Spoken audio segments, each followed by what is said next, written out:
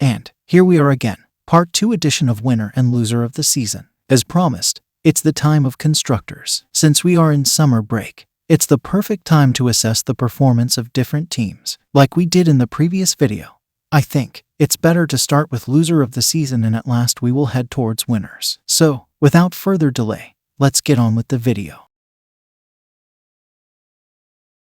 Without a doubt, Honda is the biggest loser of this year until now. Nobody knows what is happening with Honda. Alongside Honda, there are 2 honorable mentions who are having catastrophic season. We will talk about them later in the video, but now, let's stick with Honda. Where should we start? I don't think there is common point to start with. This, I think, is the rock bottom for Honda. First, Honda radically changed the bike for the first time in a decade. It was conceived that the bike would be more friendly and everyone would be able to ride it. And guess what?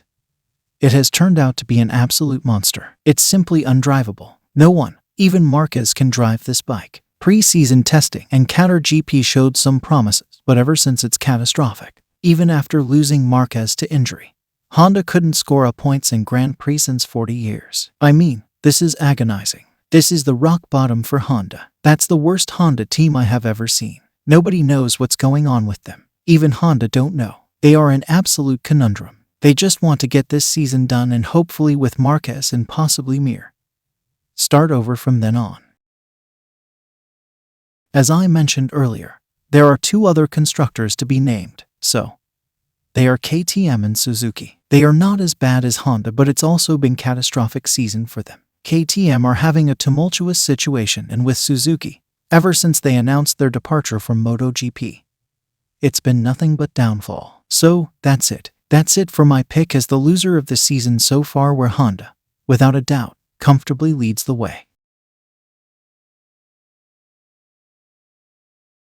Winners. The prime winner this season has to be Aprilia. But the question could be, why not Ducati or even Yamaha? Well, the explanation is simply based on the fact that Aprilia have made best jump from last year with compared to other constructors, which is meteoric.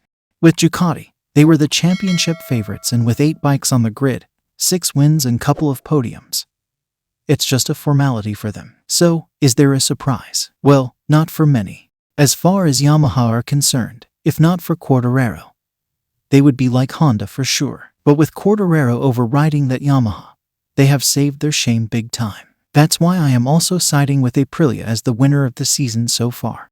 Last year, Aprilia finished dead last, some 84 points behind 5th placed KTM with just 1 podium. But this year, Aprilia are currently 3rd in the standings with 6 podiums and a win, and giving giants like Yamaha the big run for their money. And if Vinales starts performing, who knows, they may eventually beat Yamaha for the 2nd place, and with Quartararo the only rider to perform for Yamaha, it is looking more than likely to, in all honesty.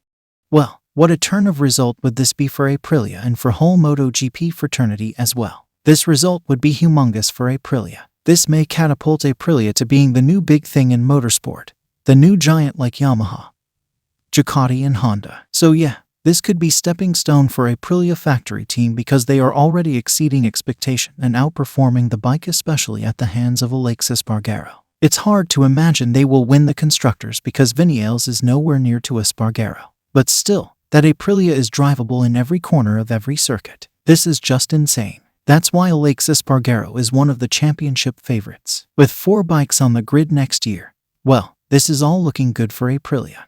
So yeah, Aprilia for me is the winner as of now, with Honda inarguably the slam dunk loser of the season so far. So, what do you guys think about this case study? Who do you think are the winners and losers of the season as of now? Please let me know in comment section, and do pass an opinion about this video. And at last, please subscribe to my channel.